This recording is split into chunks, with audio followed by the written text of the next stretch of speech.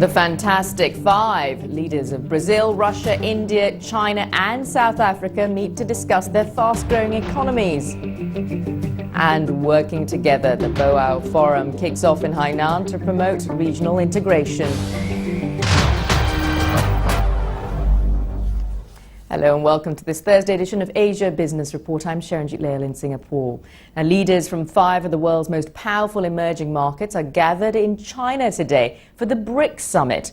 The acronym refers to Brazil, Russia, India, China and the newly joined South Africa. Together they account for almost 1/5 of the world's economy. Our correspondents take a look at the economic might of the original 4 members, starting with this report from Martin Patience in Beijing. China is now the world's second largest economy with a GDP of about $5.8 trillion. And with that economic might, it makes China the key country in the BRIC grouping. Now, China, for example, is the largest trading partner of all the other BRIC nations. And while other countries are trying to stimulate more growth, China is actually trying to slow things down. What they want to see here is more sustainable growth, and what that means is increasing domestic consumption and relying less on exports for future growth. Here in Russia, it's oil and gas which have fueled this country's economic resurgence. They account for about 60% of Russia's export revenues. And because the price of oil right now is so high, that translates into a huge windfall for Russia. Now, last year, the Russian economy was worth just under $1.5 trillion. That's 6 times more than it was a decade ago. But this dependency on oil and gas does have a downside, because if and when energy prices fall, this country's economy will feel the pinch. And so far, any attempts to diversify the economy have failed. Here in India, the economy is forecast to grow between 8 and 9% this year. Once seen as a small player, today India is too big to ignore. Its $1.3 trillion economy has become an attractive destination for foreign investment. But India is no longer just a large market. It's also a major investor around the world. In a country that boasts some of the world's biggest multinational companies and industrialists like Ratan Tata and Sunil Mittal, India is increasingly growing clout on the world stage. Here in Brazil, there is a sense of pride with the country's growing importance on the international stage. The 2014 World Cup and the 2016 Olympics here in Rio de Janeiro are seen as symbols of this new stage in Brazilian development. Last year, the country's GDP of $2.2 trillion was the 7th largest in the world, but this remains among the most unequal societies on earth. Reducing poverty and the social gap are essential tasks if Brazil is to become not only an economic powerhouse, but also a modern democracy. Paulo Cabral there ending that report. Now, Duncan, in his care from the Economist Intelligence Unit in Beijing, tells us what he expects from the BRICS meeting. The key issue at the moment is really to allow the countries involved to get together to just discuss, and particularly for the sort of countries outside of China to talk with the Chinese leadership, because these days China is the most important bilateral trade partner for an awful lot of the BRIC countries.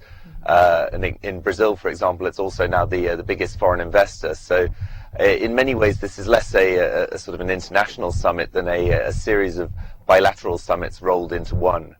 Now, it's interesting you say China is the focus here. We know Brazil and India, for instance, they're really concerned over large trade deficits with China. Critics, of course, saying that's caused by the deliberately undervalued yuan. How can these internal issues be resolved? Well, I think Brazil, for one, is actually having quite a lot of success in exporting commodities to China, but the concern is about this sort of wave of imports that are perhaps having a negative impact on local manufacturing sectors.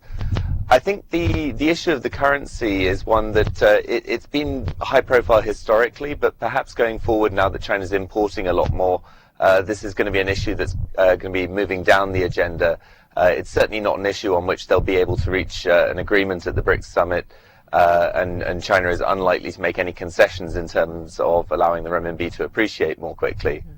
Now, we know as well they're all emerging economies with competing interests, particularly when it comes to commodities to fuel their voracious industries. So how can they come together as an effective grouping? I think as a grouping, the alliances so far do tend to be more on a sort of fortunate sort of issue-to-issue basis. For example, in the past, we saw China and India cooperating at the Copenhagen summit when they felt that their interests were in alignment. But as you say, there are a lot of very big competing interests within the BRICS group. You have China, which is a big energy importer, for example, and Russia, which is a big energy exporter. So it is very difficult for them to come to an agreement on a lot of these sorts of subjects.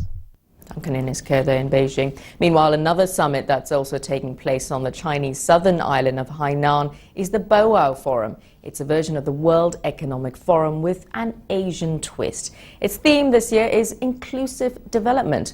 BBC Business reporter Juliana Liu is there and joins us live from there right now. Juliana, explain the theme to us. What exactly is inclusive development? Well, essentially, it's the idea that more people are able to partake of the benefits of economic growth and expansion. Of course, it was the paramount Chinese leader, Deng Xiaoping, who said that it's important to have some people get rich first, and that getting rich is glorious. But the problem in China now is that so many people have gotten rich so quickly that the rest of the country feels really left out. They're not able to partake of these benefits, and they feel that they're not getting the benefits of this enormous economic growth here in China.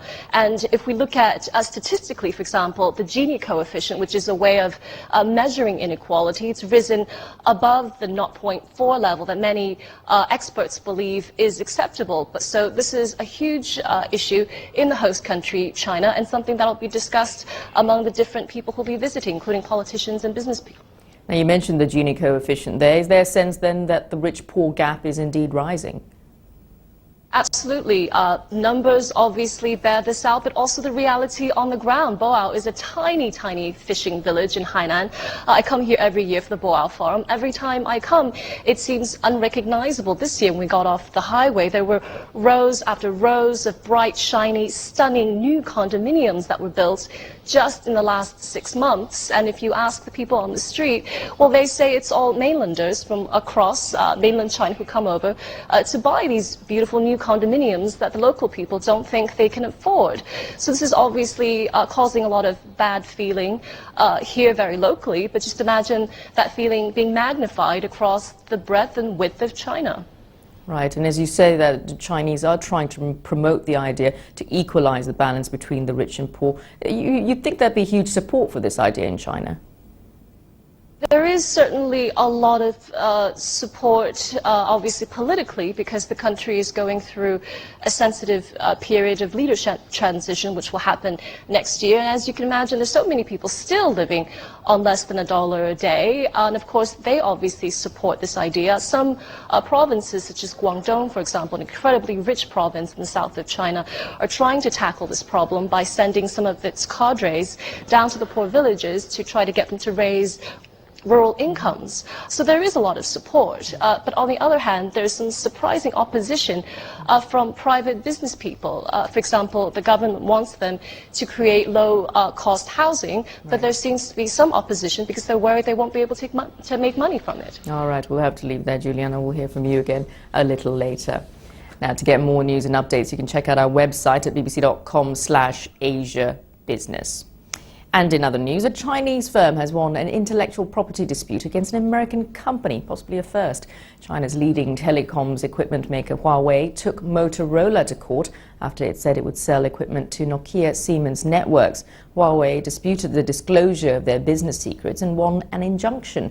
In the current settlement, Motorola would pay Huawei an undisclosed fee to transfer its contracts to Nokia Systems. Let's take a look at the markets now because, of course, today we're seeing oil prices heading up again. We saw Wall Street ending a volatile session, mostly flat. That'll give Asian bourses very little direction, I would say. Asian shares, though, traded in the US were higher. And that's it for this edition of Asia Business Report. But stay tuned, we'll be back with Asia Today.